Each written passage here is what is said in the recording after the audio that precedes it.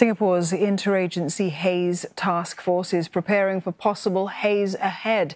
Now, that says drier and warmer weather is expected to persist from next month through to October.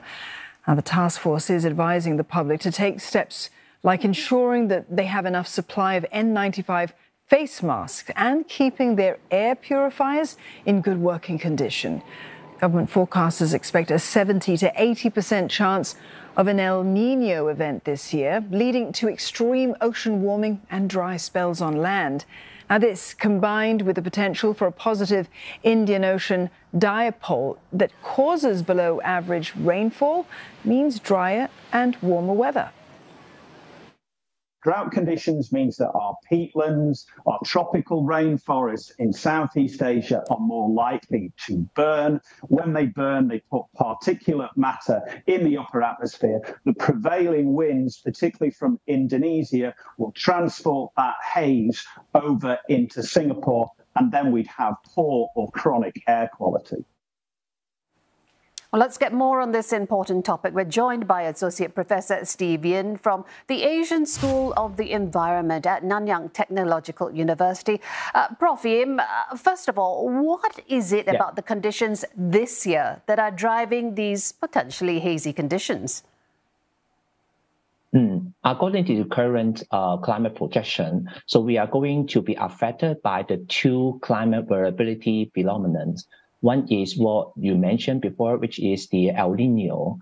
El Nino is the warm phase of the Pacific Ocean temperature cycle, and we are always come with the warmer and drier condition in Singapore during the El Nino year. And the other phenomenon that we are going to expect to happen, which is the positive Indian Ocean dipole, which is the similar phenomenon of the El Nino, but in the Indian Ocean parts. And both of the phenomenon together would give us a very warm and drier conditions. We typically have the less rainfall. That would be a very favorable conditions for the transboundary pollution, especially if we cannot control the emission properly. We will probably have the pollutant transport from other locations to our Singapore here. So the recent more good example of such the combined effect of the both El Nino and positive Indian Ocean dipole will be in 2015. During that year, we still have the experience, the memory that in the October, our PM 2.5 concentration level can be up to 471 microgram per meter cube, which is far higher than the Singapore air quality objective. And that is what the current climate model projection give us this kind of the forecast.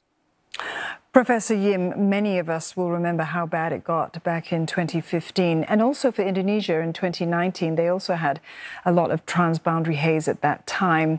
But lots has changed since then. We've had the Transboundary Haze Act. We've seen governments collaborating with each other to sort of determine and monitor these hotspots that might crop up. So how bad can we expect it to be this time around? So in the So as I mentioned before, right, in the 2015, the concentration level will be up to 471 microgram per meter cube.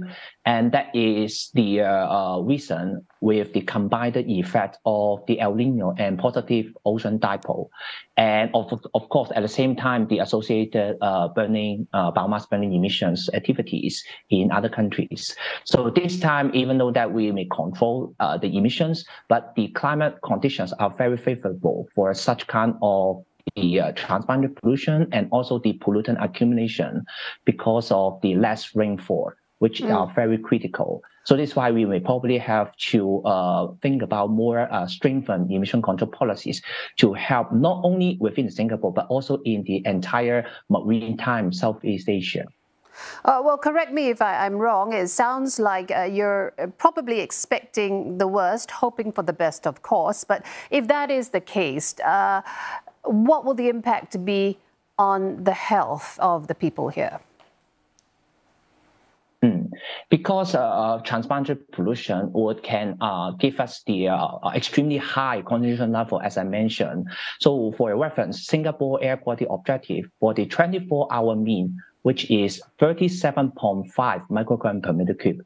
But if our PM level can be up to, for example, like higher than 471 microgram per meter cube, which would give us a lot of the risk of the acute disease happen. For example, the COPD, respiratory disease, etc. So that would give us the high risk of the health impact due to the large amount of the air pollutant exposure during such kind of like episode period. All right, well, we certainly will be hoping for the best. Thank you for the heads up there, Associate Professor Steve Yim from the Asian School of the Environment at NTU.